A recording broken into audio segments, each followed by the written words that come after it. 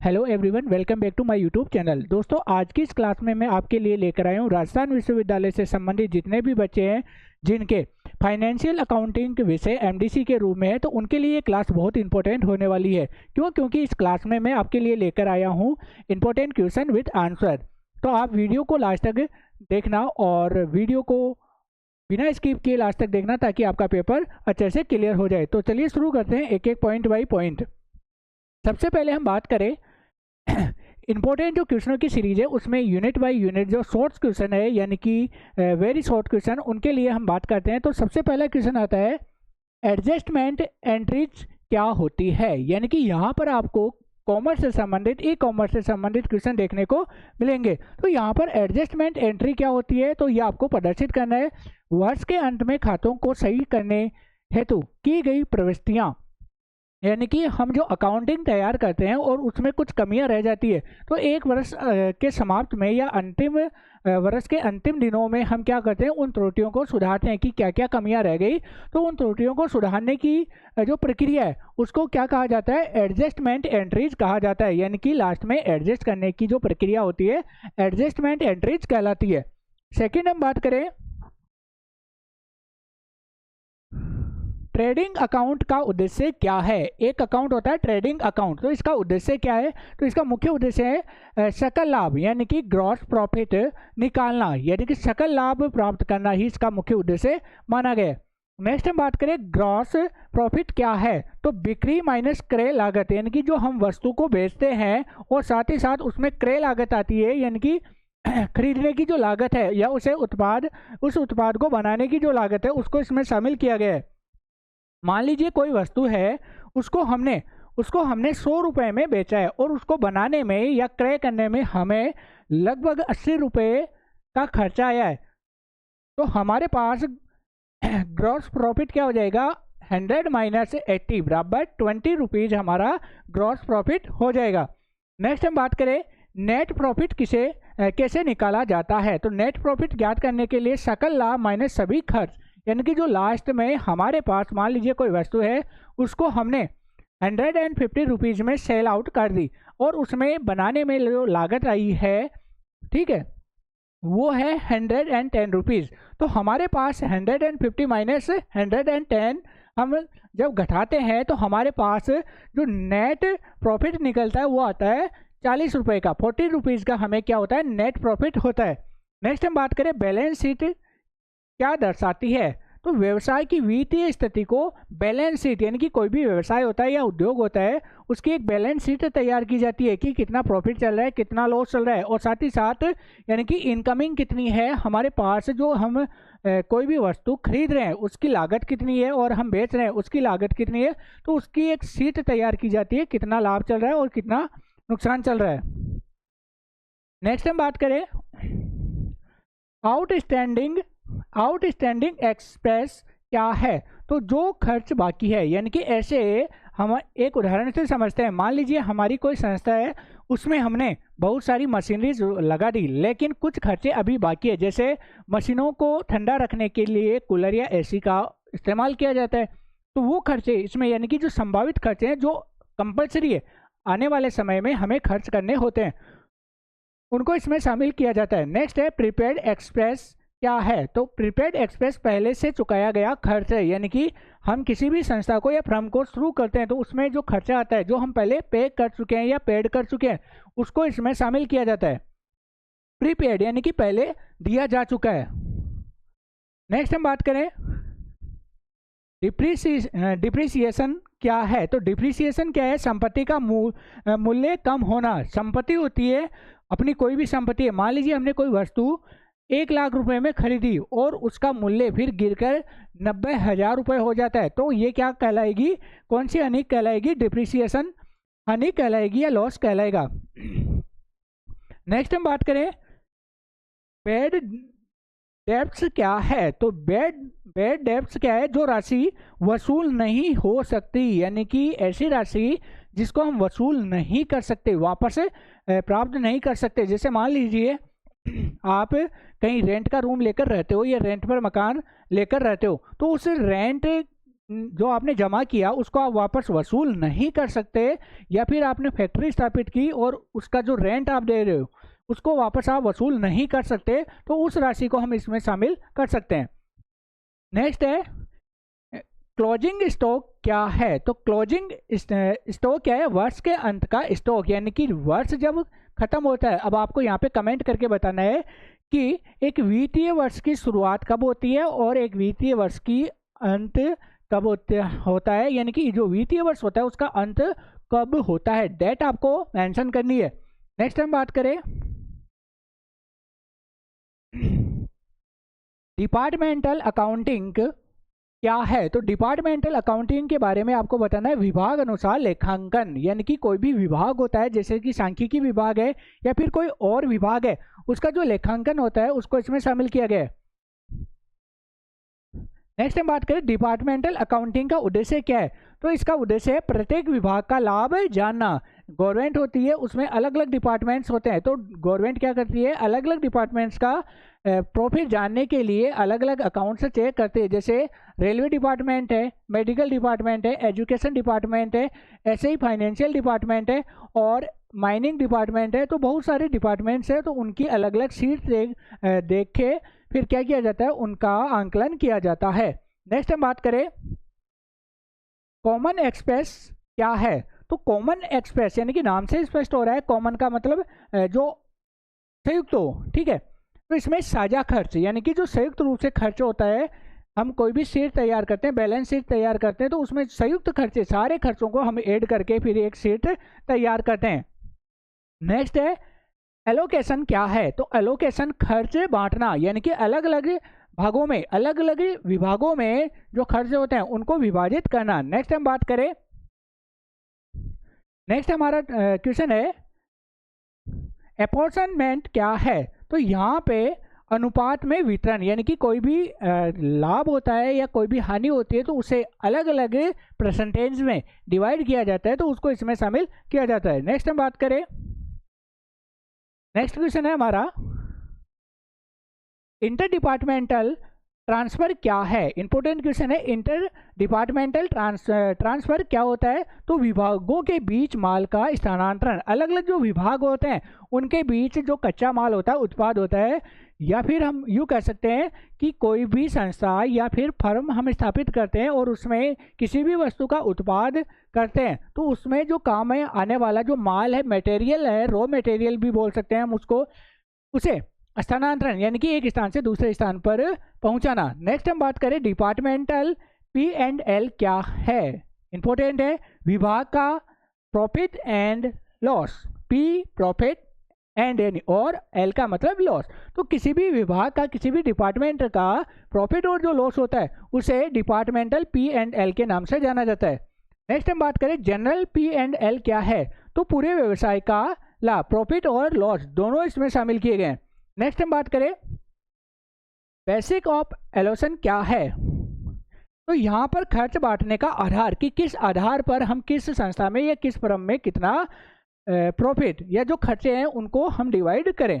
Next हम बात करें ऑब्जेक्टिव क्या है। तो दक्षता बढ़ाने के लिए ऑब्जेक्टिव का प्रयोग किया जाता है। दक्षता यानी कि किसी भी कार्य को सही तरीके से संचालित करने के लिए जो दक्ष कर्मचारी होते हैं उनके दक्षता के आधार पर कार्यों का विभाजन करना। नेक्स्ट हम बात करें ब्रांच अकाउंटिंग क्या है।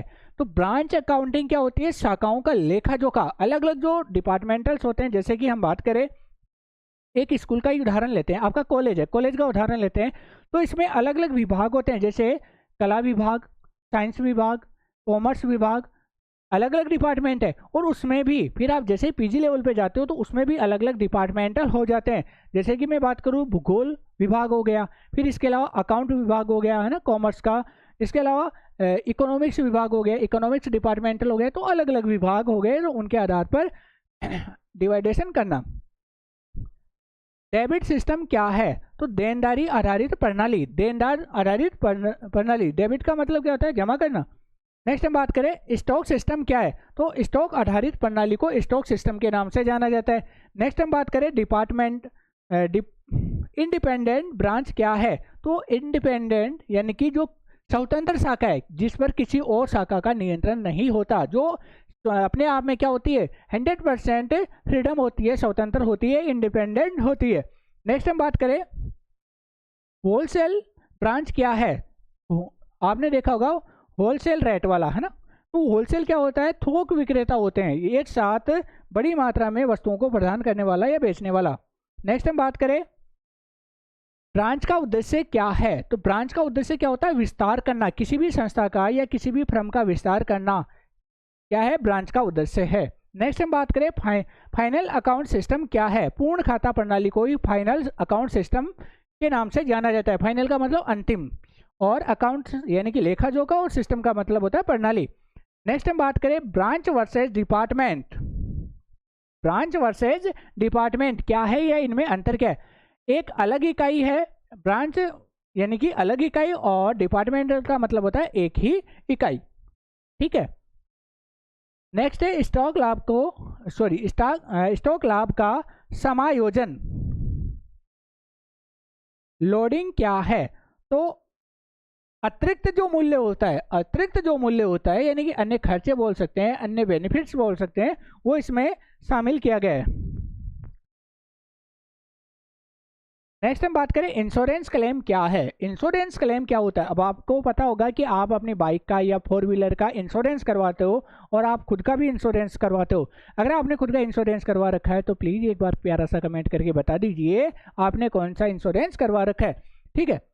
तो नुकसान की भरपाई करने के लिए हम क्या करते हैं, इंश्योरेंस क्लेम करते हैं। जैसे ही मान लीजिए आपने इंश्योरेंस करवा रखा है और किसी वजह से, किन्हीं कारणों से कोई दुर्घटना आपके साथ हो जाती है, तो आप क्या करते हो, इंश्योरेंस क्लेम करते हो ना, वही ये इसमें शामिल किया गया है। नेक्स्ट हम बात करें लॉस एंड स्टॉक पॉलिसी क्या है। स्टॉक हानि बीमा, यानी कि स्टॉक में जो होने वाली हानि है उसके लिए बीमा किया जाता है। नेक्स्ट हम बात करें लाभ की हानि, ये कोई खास नहीं है। पूर्ण बीमा, एवरेज क्लॉजेस क्या है, आंशिक भुगतान नियम, ठीक है। इनको भी आप देख लेना साथ में। नेक्स्ट है यहाँ से जो इंपॉर्टेंट क्वेश्चन है, क्लेम का उद्देश्य क्या है, नुकसान भरना, यानी कि क्लेम करते हैं तो उससे हमें हम जो नुकसान होता है उसकी भरपाई हम प्राप्त करते हैं। नेक्स्ट हम बात करें अब नॉर्मल लॉस क्या है। तो असामान्य हानि, यानी कि जिसको हम वहन नहीं कर सकते, असामान्य हानि होती है। जैसे मान लीजिए कोई आपकी गाड़ी है जिसकी कीमत है 30 लाख रुपए, और वो इतनी डैमेज हो जाती है कि उसमें 20-25 लाख का खर्चा हो जाता है, तो इसमें उसको अब नॉर्मल लॉस के नाम से या अब लॉस नॉर्मल में डाला जाता है। नेक्स्ट हम बात करें स्टॉक वैल्यूएशन क्या है। तो स्टॉक का मूल्य ही स्टॉक वैल्यूएशन कहलाता है। फायर इंश्योरेंस क्या है, आग के लिए जो बीमा करवाते हैं कुछ कंपनियां होती है या कुछ ऐसे संस्थान होते हैं जिसमें हम फायर के लिए क्लेम करते हैं या बीमा करवाते हैं। क्लेम कैलकुलेशन क्या है, तो दावों की गणना करना। आपने क्लेम किया, इंश्योरेंस था, आपने क्लेम किया, फिर जो बीमा या इंश्योरेंस कंपनियां होती है वो क्या करती है, आपका जो नुकसान हुआ है उसका मुआवजा लेती है और उसके बारे में जांच पड़ताल करती है, और लास्ट में दावा करना होता है कि इतना नुकसान हुआ है। तो ये थे हमारे वेरी शॉर्ट क्वेश्चन। मैं उम्मीद करता हूँ कि आपको यह क्लास फाइनल एग्जाम के लिए बहुत ज़्यादा हेल्प करेगी। अगर आपको ऐसा लगता है तो प्लीज़ वीडियो को लाइक कर दीजिए, चैनल को सब्सक्राइब कर दीजिए। अब देखते हैं बड़े क्वेश्चन, लॉन्ग क्वेश्चन। यहाँ पर है फाइनल अकाउंट्स क्या है। तो फाइनल अकाउंट किसी व्यवसाय के वर्ष के अंत में तैयार किए जाने वाले खाते होते हैं, यानी कि कोई भी फर्म होती है उसके लिए एक वर्ष के अंत में जो अकाउंट्स तैयार किए जाते हैं, फाइनल आंकड़े तैयार किए जाते हैं, वो इनमें शामिल किए गए, जिनमें लाभ हानि तथा वित्तीय स्थिति का पता चलता है। यानी कि वर्ष के अंत में हमें फायदा हो रहा है या नुकसान हो रहा है, अगर नुकसान हो रहा है तो कितना हो रहा है, फायदा हो रहा है तो कितना हो रहा है, तो ये सब चीज़ें इसमें शामिल की जाती है। नेक्स्ट हम बात करें ट्रेडिंग अकाउंट। ट्रेडिंग अकाउंट, इसके अलावा प्रॉफिट एंड लॉस अकाउंट और बैलेंस शीट इसके उदाहरण है। नेक्स्ट हम बात करें ट्रेडिंग अकाउंट का उपयोग सकल लाभ यानी कि ग्रॉस प्रॉफिट निकालने के लिए किया जाता है। इसमें खरीद बिक्री स्टॉक आदि शामिल होते हैं, कितना खरीदा कितना बेचा और अपने पास स्टॉक कितना है आदि को इसमें शामिल किया गया है। नेक्स्ट हम इसी में आगे देखते हैं हम प्रॉफिट एंड लॉस अकाउंट। में सभी प्रत्यक्ष खर्चों और आय को शामिल करके शुद्ध लाभ यानी कि नेट प्रॉफिट निकाला जाता है। प्रॉफिट और लॉस अकाउंट में क्या किया जाता है, सभी प्रकार के प्रत्यक्ष अप्रत्यक्ष खर्चों और आय को शामिल किया जाता है और लास्ट में हमें क्या निकालना होता है, लाभ और हानि निकालनी होती है। बैलेंस शीट व्यवसाय की आर्थिक स्थिति को दर्शाती है। किसी भी फर्म या फिर कंपनी की आर्थिक स्थिति को दर्शाने के लिए जो शीट काम में ली जाती है उसको बैलेंस शीट के नाम से जाना जाता है कि उस बैलेंस शीट को देख के हम बता सकते हैं कि अपनी जो कंपनी या फर्म है वो प्रॉफिट में है या नुकसान में। नेक्स्ट हम बात करें जिसमें एसेट्स एंड लाइबिलिटीज दिखाए जाते हैं। इसके अलावा एडजस्टमेंट एंट्री का महत्वपूर्ण योगदान होता है। यानी कि एडजस्टमेंट यानी कि अगर कुछ कमियां होती है, अशुद्धियां होती है तो उनको वर्ष के अंत में तैयार कर लिया जाता है या सही कर लिया जाता है। जैसे आउटस्टैंडिंग, इसके अलावा डिप्रिसिएशन आदि इसके प्रमुख उदाहरण है। इस प्रकार फाइनल अकाउंट्स व्यवसाय की वित्तीय स्थिति को स्पष्ट रूप से दर्शाते हैं। यानी कि लास्ट में हम ये कह सकते हैं कि जो फाइनल अकाउंट्स होते हैं वह किसी भी व्यवसाय या फर्म की वित्तीय स्थिति को प्रदर्शित करने का कार्य करते हैं, जिसको देखकर हमें उस व्यवसाय की स्थिति के बारे में जान लेते हैं। अब यहीं से यूनिट फर्स्ट का सेकंड क्वेश्चन आपको देखने को मिलेगा, एडजस्टमेंट एंट्रीज का महत्व समझाइए। एडजस्टमेंट एंट्री का महत्व क्या होता है, तो एडजस्टमेंट एंट्री को वे प्रविष्टियां होती है जो लेखांकन वर्ष के अंत में खातों को सही करने के लिए क्या की जाती है, एंट्री की जाती है या लिखी जाती है। यानी कि मान लीजिए हमसे कोई त्रुटि हो गई और वर्ष के अंत में हम क्या करते हैं, उनमें सुधार करते हैं। और यह एक्रूअल कॉन्सेप्ट पर आधारित होती है। इसका मुख्य उद्देश्य आय और व्यय को सही अवधि में दर्ज करना होता है। आय और व्यय, आय कितनी हुई और व्यय कितना हुआ, उसको सही तरीके से प्रदर्शित करना ही इसका मुख्य उद्देश्य होता है। उदाहरण के लिए आपके सामने आउटस्टैंडिंग एक्सप्रेस को जोड़ना और प्रीपेड एक्सप्रेस को घटाना इसमें महत्वपूर्ण होता है। कितना आया कितना गया को घटाना और जोड़ना महत्वपूर्ण इसमें माना गया।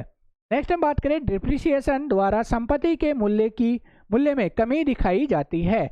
इसके अलावा हम बात करें, बैड डेब्ट्स से संभावित हानि को दर्शाया जाता है। यानी कि संभावित हानि की आने वाले समय में अगर डिमांड कम हो जाती है तो संभावित हानि उसमें प्रदर्शित की जाती है। इसके अलावा हम बात करें, एडजस्टमेंट एंट्री के बिना फाइनल अकाउंट्स सही नहीं बन सकते। यानी कि एडजस्टमेंट जो एंट्रीज होती है अगर उनका उपयोग नहीं किया जाए तो फाइनल जो एंट्रीज होती है वो सही नहीं बन सकती। क्यों? क्योंकि वर्ष के शुरुआत में हो सकता है कि संभावित लाभ ज़्यादा हो, तो उसके अकॉर्डिंग हम फाइनल लाभ तैयार नहीं कर सकते, उसकी सूची तैयार नहीं कर सकते। तो इसमें एडजस्टमेंट जो एंट्रीज होती है इनका महत्व बहुत ज़्यादा माना गया है। इसके अलावा एडजस्टमेंट एंट्री के बिना फाइनल अकाउंट्स सही नहीं दिखाया जा सकता। ये वास्तविक लाभ यानी कि जो ट्रू प्रॉफिट होता है, वास्तविक जो लाभ होता है को दिखाने में मदद करती है। इसलिए एडजस्टमेंट जो एंट्रीज होती है उनका लेखांकन में अत्यंत महत्वपूर्ण योगदान होता है। जो एडजस्टमेंट एंट्रीज होती है यह कॉमर्स का एक महत्वपूर्ण पार्ट है, एक महत्वपूर्ण एंट्रीज है। किसी भी कंपनी के आंकड़ों को सही और सुचारू रूप से प्रदर्शित करने में इनका महत्वपूर्ण योगदान होता है।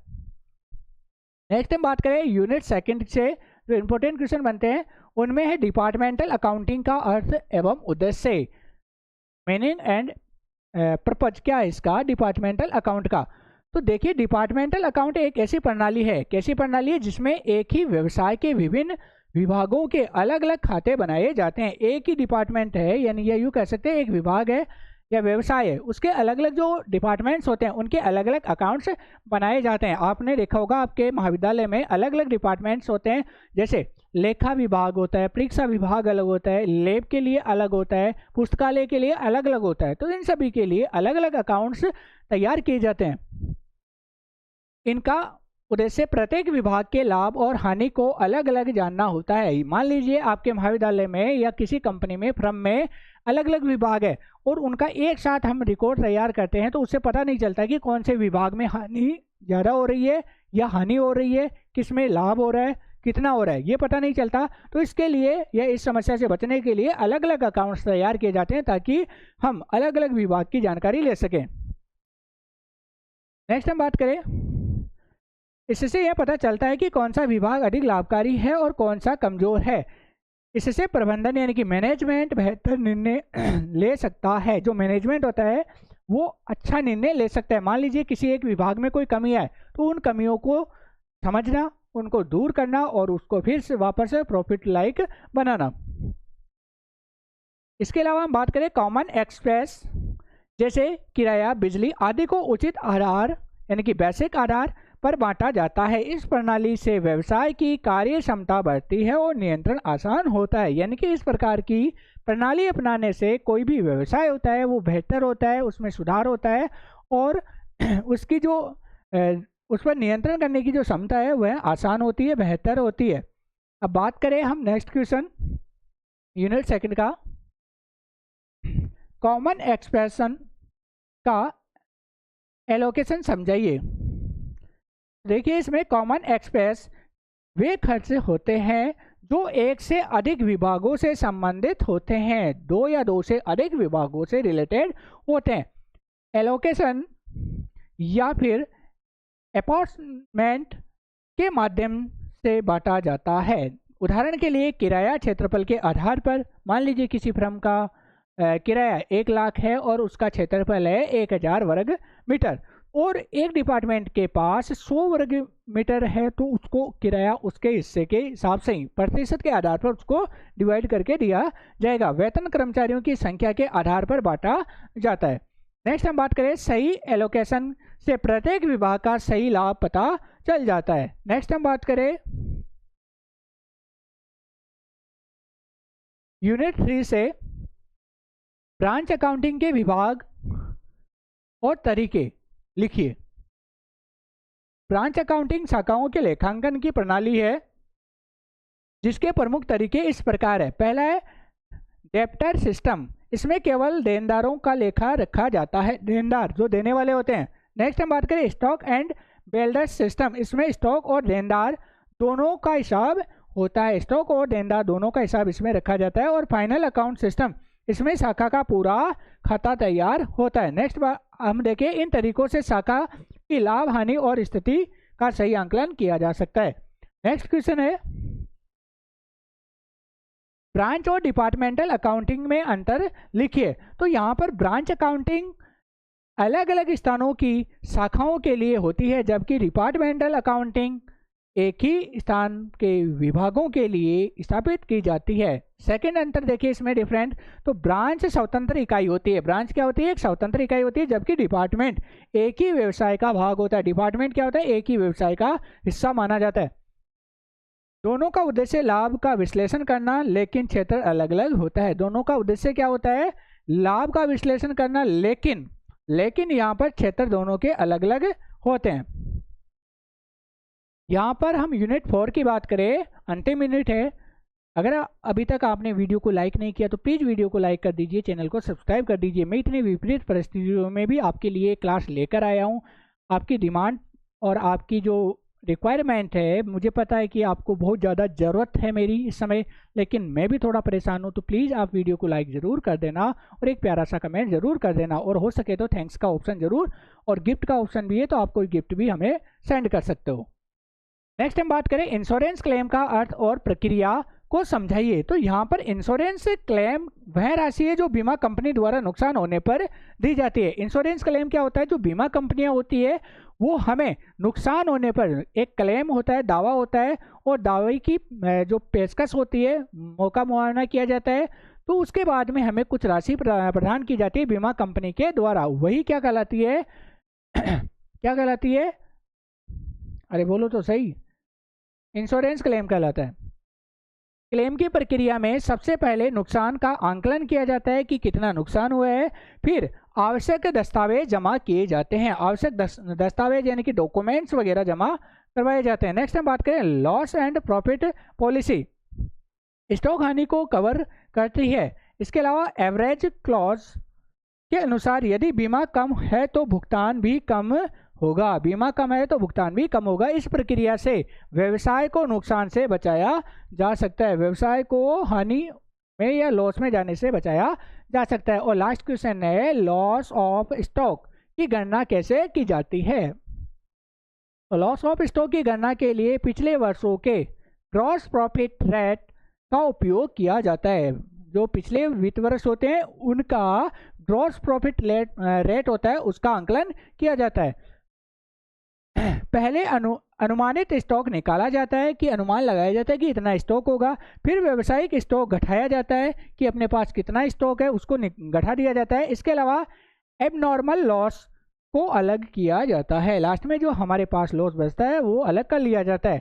एवरेज क्लॉज लागू होने पर दावा कम हो सकता है। इस प्रकार सही गणना से उचित बीमा राशि प्राप्त होती है। तो आज की इस क्लास में हमने देखा एमडीसी विषय से संबंधित एक महत्वपूर्ण टॉपिक पर हमने बात की फाइनेंशियल अकाउंटिंग को लेकर। आई होप आपके लिए वीडियो बहुत ही ज़्यादा मददगार रहा होगा और आने वाले एग्ज़ाम में आपको यह क्लास बहुत अच्छे नंबर या पासिंग मार्क दिलाने में बहुत मददगार होगी। अगर आपको ये वीडियो अच्छा लगा तो प्लीज़ वीडियो को लाइक करना, चैनल को सब्सक्राइब करना और ज़्यादा से ज़्यादा अपने दोस्तों के साथ शेयर करना ताकि उनको भी इस वीडियो का फ़ायदा मिल सके। और एक प्यारा सा कमेंट करके ज़रूर बताना कि आपको और कौन सी विषय से संबंधित वीडियो चाहिए ताकि मैं आपके लिए एक प्यारा सा वीडियो और इम्पोर्टेंट क्वेश्चन लेकर आ सकूँ। तो फिलहाल आज के लिए इतना ही, मिलते हैं अगली क्लास में। तब तक के लिए टेक केयर, गुड बाय और आने वाले एग्जाम के लिए आप सभी को बेस्ट ऑफ लक। धन्यवाद।